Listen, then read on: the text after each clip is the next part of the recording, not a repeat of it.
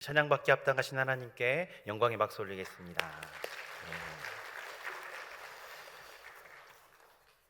네, 2026년이 조금 지났지만 우리 이렇게 고백해 보겠습니다. 우리 두 손을 가슴에 이렇게 모으시고 같이 따라하겠습니다. 2026년은 하나님께서 나에게 주신 최고의 한 해가 될 것입니다.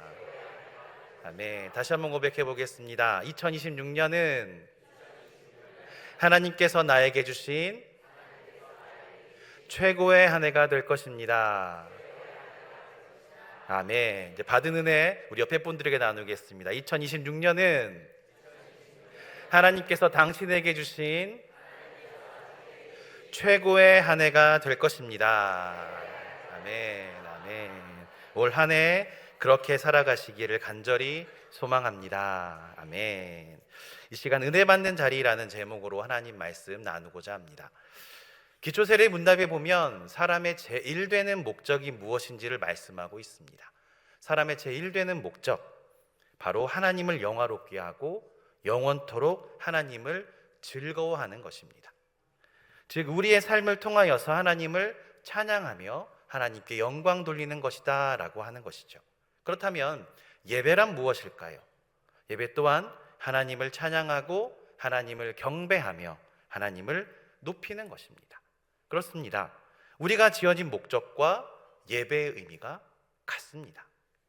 그러므로 우리는 우리의 모든 삶을 통하여서 하나님께 영광을 돌리는 삶을 살아가야 한다라는 것입니다. 여러분 이 말에 모두 공감하시죠? 이것이 우리가 하나님께 예배 드려야 하는 이유입니다. 그리고 또 한 가지, 우리가 이렇게 예배당에 나와서 예배드리는 이유가 있다라는 것입니다.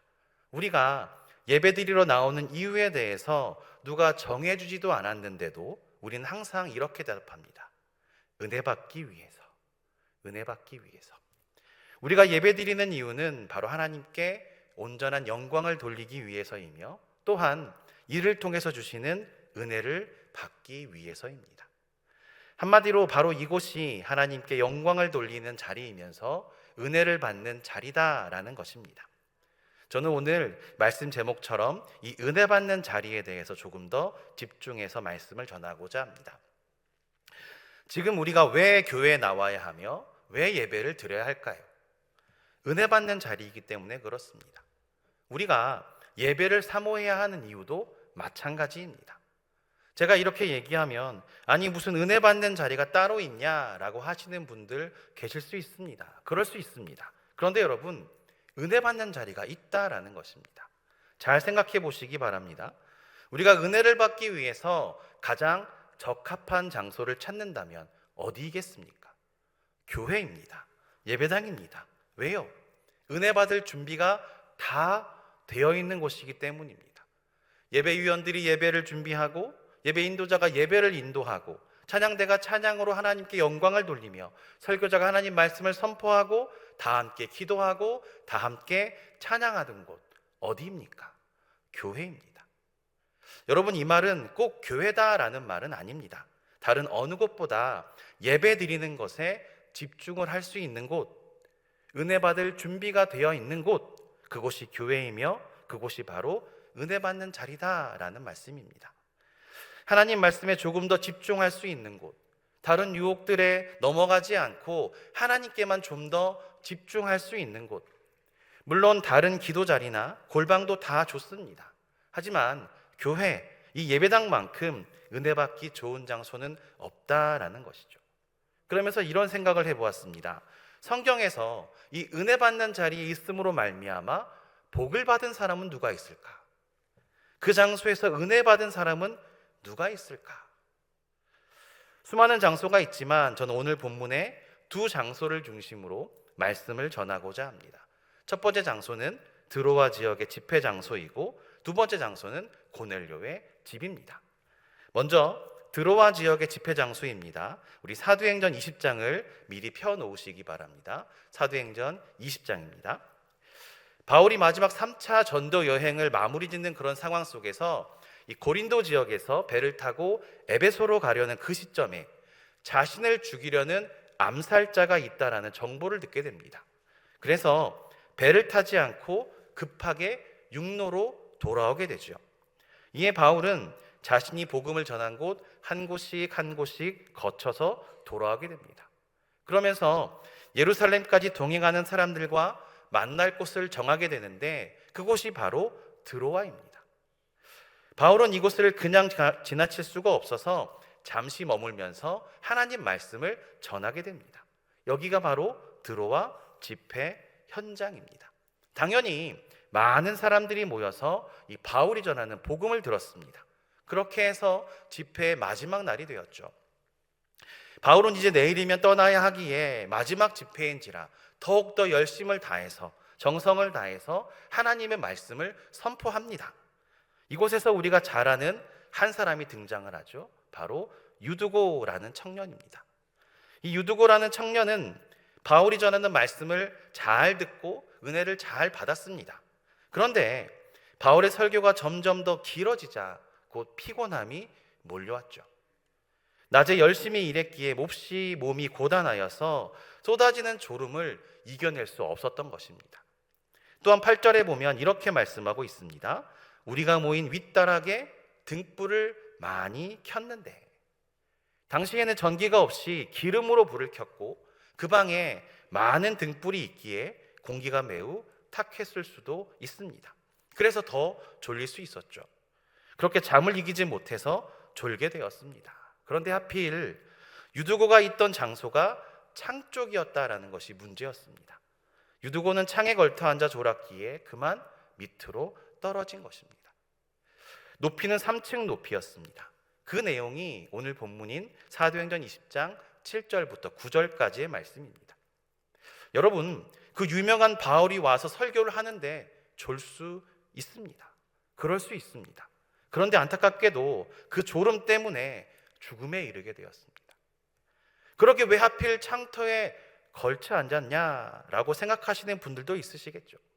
그래서 제가 조금 찾아보니 학자들마다 견해가 다르지만 많은 학자들은 이 유두고라는 청년이 다른 어른들에게 좋은 자리를 양보하고 자신은 창 쪽에 걸터 앉았다라는 것이다 라고 말합니다.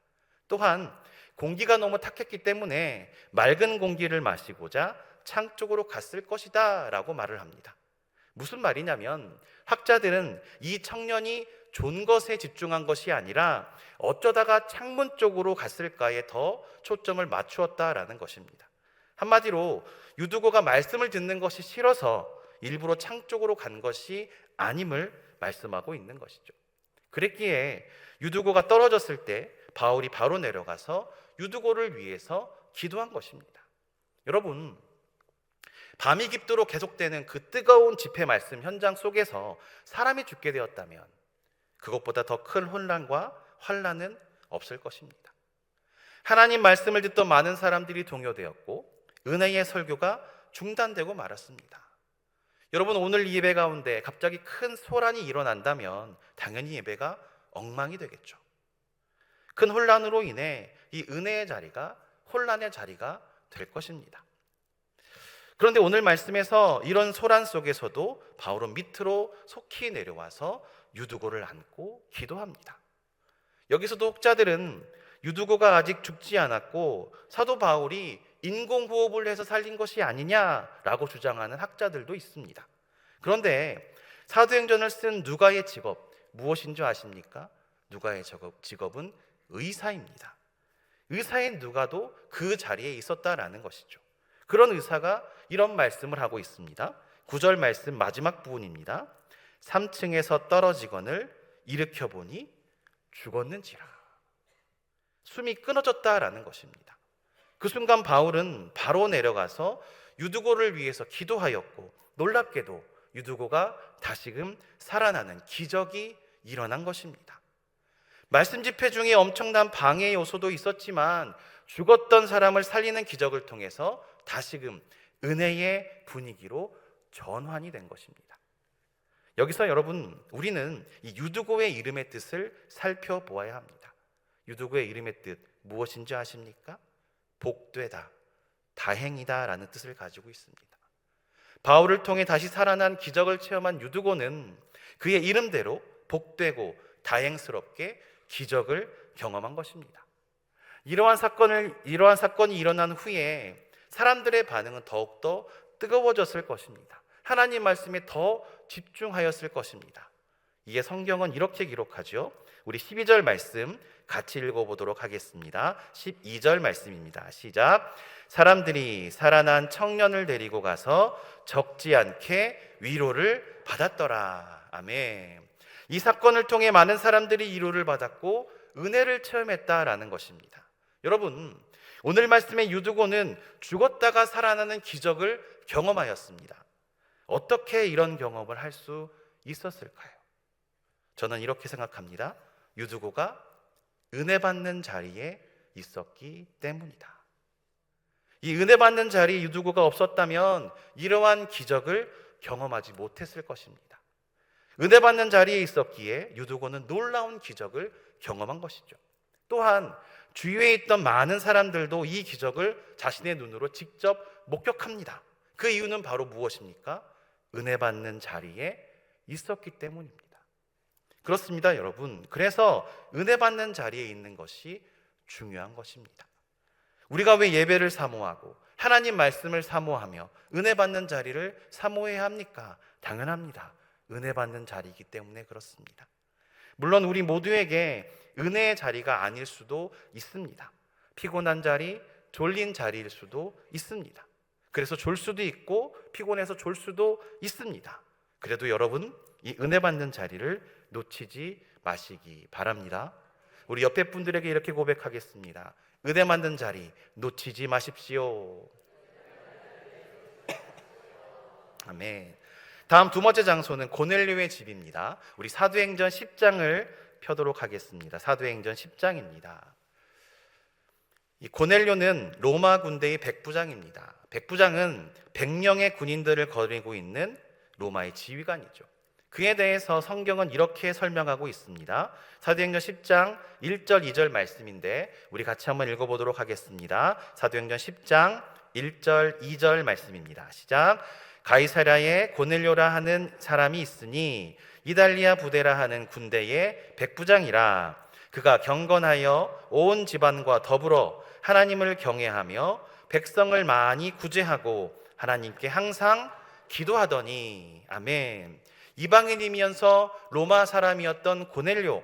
하지만 그는 경건하였고 온 집안과 더불어서 하나님을 경외하며 백성들을 많이 구제하였고 하나님께 항상 기도하는 사람이었다라고 말씀합니다. 고넬료는 이방인이었지만 하나님을 믿는 믿음의 사람이었다라고 말씀하고 있는 것이죠. 하나님께서 그런 고넬료에게 천사를 보내셔서 베드로를 통해 하나님 말씀을 듣게 하십니다. 3절부터 5절까지 말씀인데 제가 읽어드리겠습니다. 하루는 제9시쯤 되어 환상 중에 밝히 봄에 하나님의 사자가 들어와 이르되 고넬료야 하니 고넬료가 주목하여 보고 두려워 이르되 주여 무슨 일이니까? 천사가 이르되 내 기도와 구제가 하나님 앞에 상달되어 기억하신 바가 되었으니 내가 지금 사람들을 요빠에 보내어 베드로라 하는 시몬을 청하라. 이에 고넬료는 부하들을 시켜서 베드로를 불러오게 합니다. 그리고 사람을 보낸 사이 자신들은 친척들과 친구들을 불러 모읍니다. 여러분, 왜 불러 모았겠습니까? 하나님 말씀을 듣기 위해서죠. 같은 시간 하나님께서 베드로에게도 환상을 통해 고넬료와의 만남의 길을 열어주십니다. 물론 당시 율법으로는 유대인과 이방인이 서로 만나서 교제하는 것이 위법이었습니다. 그런데 하나님께서는 이 둘을 만나게 하시죠. 그렇게 하나님의 인도하심으로 유대인 베드로와 로마 군인이자 이방인 고넬료가 서로 만나게 됩니다. 여기서 베드로는 고넬료 일행에게 하나님 말씀을 선포합니다.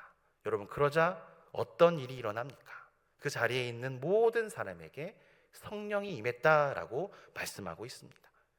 유대인인 베드로와 이방인인 고넬료, 그리고 그 집에 있는 모든 사람에게 성령이 임하는 엄청난 일이 일어난 것입니다. 여러분, 이 자리가 어떠한 자리겠습니까? 어떠한 자리입니까?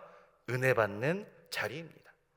베드로의 말씀 집회 현장에서 이방인에게도 성령이 임했다라는 것입니다.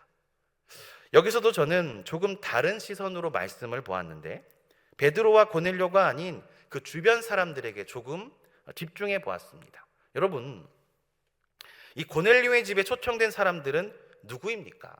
말씀에서는 고넬료의 친척과 가까운 친구들이라고 말씀하고 있죠. 고넬료가 이방인이며 로마 사람이면 당연히 그의 친척, 또 그의 친구들 대부분은 이방인이며 로마 사람이었을 것입니다. 조금 전에도 말씀을 드렸지만 유대인과 이방인이 만난다라는 것은 위법입니다. 여기서 한 가지 의문이 듭니다. 그렇다면 여기 모여있는 사람들 중에 이 고넬료의 부름에 모두가 다 긍정적인 반응이었을까? 로마 사람이 천한 어부 출신 유대인 베드로를 만난다는 것 그 자체가 말이 안 되는 수치스러운 일입니다. 때문에 고넬료 집에 모인 사람들이 이 사실에 대해서 불만이 있지는 않았을까? 물론 말씀에서 고넬료의 대답 속의 분위기가 긍정적이었다라는 것을 우리는 알 수 있습니다. 33절 말씀인데 우리 같이 한번 읽어볼까요? 33절 말씀입니다. 내가 곧 당신에게 사람을 보내었는데 오셨으니 잘하였나이다. 이제 우리는 주께서 당신에게 명하신 모든 것을 듣고자 하여 다 하나님 앞에 있나이다. 아멘. 우리가 다 하나님 앞에 있나이다. 이 의미는 모두의 마음이 이미 당신을 받아들일 준비가 되어 있습니다. 하나님 말씀을 들을 준비가 되어 있습니다 라는 의미로 해석될 수 있습니다. 그런데 저는 과연 그럴까 생각을 해보았습니다. 과연 모두가 다 그런 마음이었을까 하는 생각 말입니다. 혹시 몇몇은 이런 상황일 수도 있지는 않았을까요? 고넬료의 신분과 백부장이라는 위치 때문에 그 자리에 억지로 끌려온 사람들, 군대는 명령이기에 위에서 하라면 해야 하기에 억지로 끌려왔을 수도 있습니다. 또 고넬료의 말을 듣고 오기는 했지만 굳이 내가 이 자리에 와서 저 비천한 유대인 사람의 이야기를 왜 들어야 하는가 하는 마음을 갖고 있는 사람들도 있었을 수 있습니다. 어떻습니까? 있을 법한 상황이겠죠. 지금 우리가 예배드리는 이곳에서도 마찬가지일 것입니다. 물론 저는 대부분 모든 성도님들은 이 은혜 받는 자리를 사모했기에 이곳에서 예배드리고 있음을 저는 믿습니다. 하지만 어쩌다, 아주 어쩌다 한두 분 정도는 누구 때문에 억지로 끌려와 앉아있는 사람이 있을 수도 있고, 졸린데 굳이 예배 드려야 하는가 하는 마음을 가진 사람도 있을 수도 있고, 내 직분 때문에 눈치가 보여서 예배 드리는 사람도 있을 것입니다. 제 생각에는 말입니다. 어쩌다 한두 분 정도는. 고넬료의 집에서 이루어진 베드로의 집회 현장도 마찬가지일 수 있다라는 것이죠. 그런데 여러분, 성경에서는 성령이 어떻게 임했다라고 말씀하고 있습니까? 성령이 하나님 마음에 합한 그 사람에게만 임했다? 성령이 몇몇 사람들에게만 임했다라고 말하고 있습니까? 아닙니다. 44절 말씀인데 우리 같이 한번 읽어볼까요? 44절 말씀입니다. 베드로가 이 말을 할 때에 성령이 말씀 듣는 모든 사람에게 내려오시니, 아멘. 성령이 말씀 듣는 모든 사람에게 내려왔다라고 말씀하고 있습니다. 여러분, 여기에 놀라운 비밀이 있습니다. 이곳 고넬료의 집, 의대받는 자리에 참석한 모두에게 성령이 임했다라는 것입니다. 그의 출신이 어떻고, 그의 외모가 어떻고, 그의 마음이 어떻고, 그의 얼굴 표정이 어떻고, 이런 것들은 내가 은혜를 받는데 중요하지 않다라는 것입니다. 중요한 것은 무엇이냐면 지금 내가 은혜 받는 자리에 있다라는 것입니다. 다시 한번 말씀을 드립니다. 지금 내가 왜 예배에 나와야 하며 예배를 왜 드려야 하는가? 은혜 받는 자리이기 때문에 그렇습니다. 내가 원해서 나왔건 원치 않아서 나왔건 그것은 두 번째이죠. 첫 번째는 바로 그 은혜 받는 자리에 지금 내가 있다라는 것입니다. 은혜 받는 자리에 있어야지 은혜가 임한다라는 것이죠. 그러니 여러분, 이 사실을 꼭 기억하시기 바랍니다. 물론 마음이 움직이지 않을 수 있습니다. 부득이하게 못 나올 수도 있습니다. 여러분, 그럴 수 있습니다. 그래서 제가 앞에서도 말씀을 드렸지만 은혜 받는 곳이 꼭 교회다라고 말씀드리지 않았습니다. 다른 곳에서도 은혜 받을 수 있습니다. 하지만 교회, 예배당은 다른 어느 곳보다 은혜를 받기에 적합한 장소임을 말씀을 드렸습니다. 준비되어진 곳이 바로 은혜 받는 자리다라는 것이죠. 이 은혜 받는 자리를 사모하시는 우리 모두가 되시기를 간절히 소망합니다. 은혜 받는 자리를 사모하는 것으로 끝이면 좋겠지만 성숙한 신앙인이라면 여기에 한 걸음, 한 단계 더 나아가야 합니다. 여러분 잘 생각해 보시기 바랍니다. 드로아의 집회 현장과 고넬료의 집, 누구로 인해서 그곳이 은혜의 장소가 되었습니까?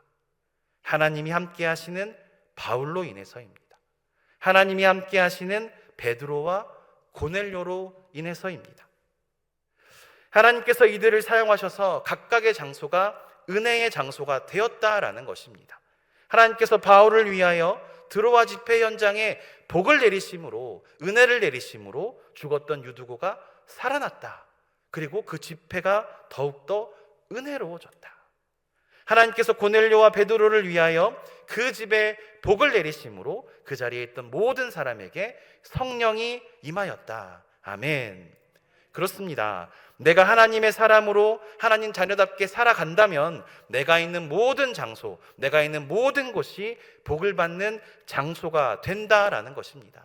즉 내가 있는 모든 곳이 은혜 받는 장소가 되는 것이죠. 그러니 꼭 교회다에 너무 마음 쓰지 마시기 바랍니다. 내가 하나님과 함께 한다면 내가 있는 모든 곳이 은혜 받는 장소가 될 줄 믿습니다. 여러분, 우리는 오늘 차세대 사역위원회 헌신예배로 드리고 있습니다.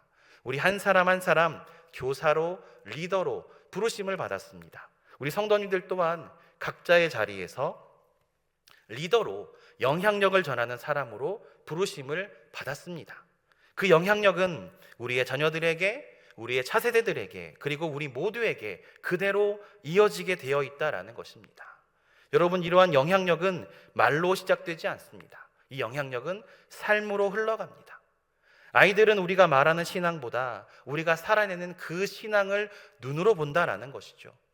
우리가 기도하라고 말하는 것보다, 우리가 말씀 읽으라고 말하는 것보다, 우리가 사랑하라고 말하는 것보다 우리가 기도하는 모습, 말씀 앞에 무릎을 꿇는 모습, 우리가 사랑하는 그 태도를 보고 배운다라는 것입니다. 그러므로 여러분, 우리가 온전한 삶을 살아갈 때에, 하나님 앞에 정직한 삶을 살아갈 때에 그 영향력은 반드시 흘러감을 잊지 마시기 바랍니다.